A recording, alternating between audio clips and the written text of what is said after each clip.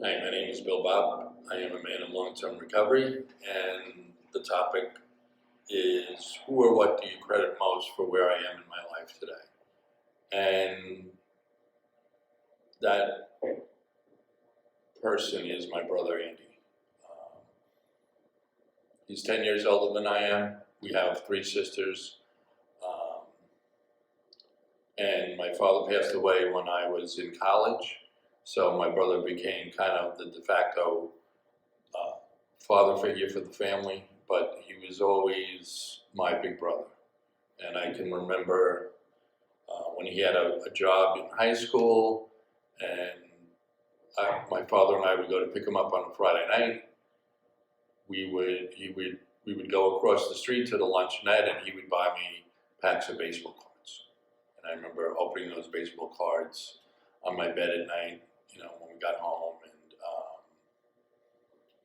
I remember one time when we were little, I grew up on Long Island, and we used to go to Jones Beach, and I remember being in the water and a wave coming and hitting me and knocking me down, and me like floundering around in the water, and then all of a sudden this hand came and just pulled me up, and it was my brother, and I feel that he was a very, very big part in saving my life.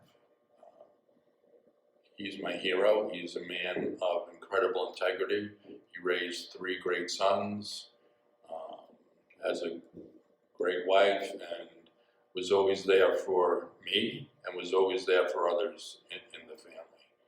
And one thing that he did say to me that really was a part of the turning point for me the last time that I returned to use was he said to me, I feel like I'm working harder at your recovery than you are. And that angered me when he said that. And part of the reason it angered me was because it was true. And that was part of my thinking then was like, what am I doing?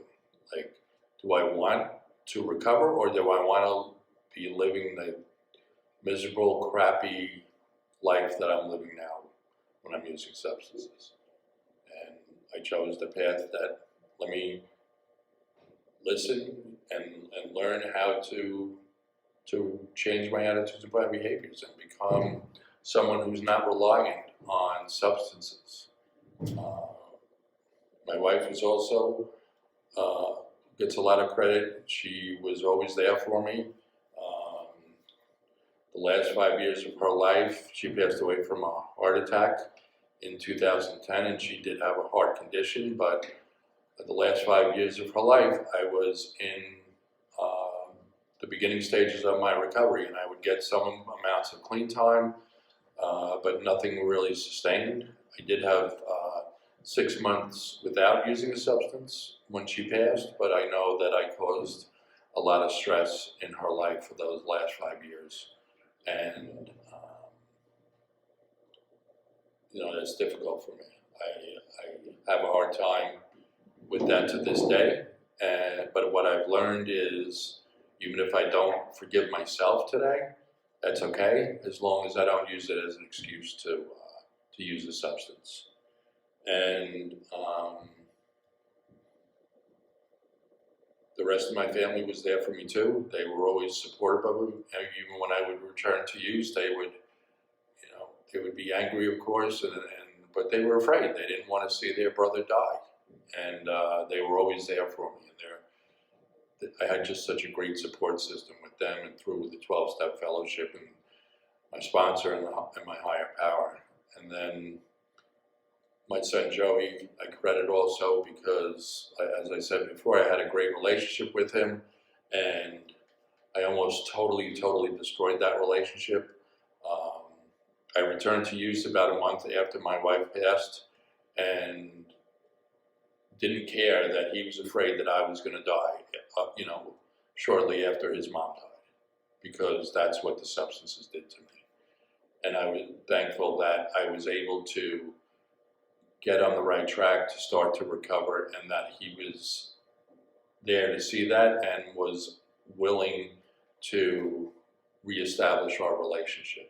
because I know people who have been in recovery have been clean for, without using substances for many years, and their families still don't want to have anything to do with them. So I knew that wasn't guaranteed, but I'm so thankful today that I do have a great relationship with my son. And, those are the things that are really priceless in my mind today.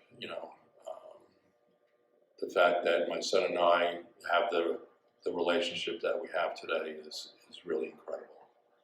Thank you.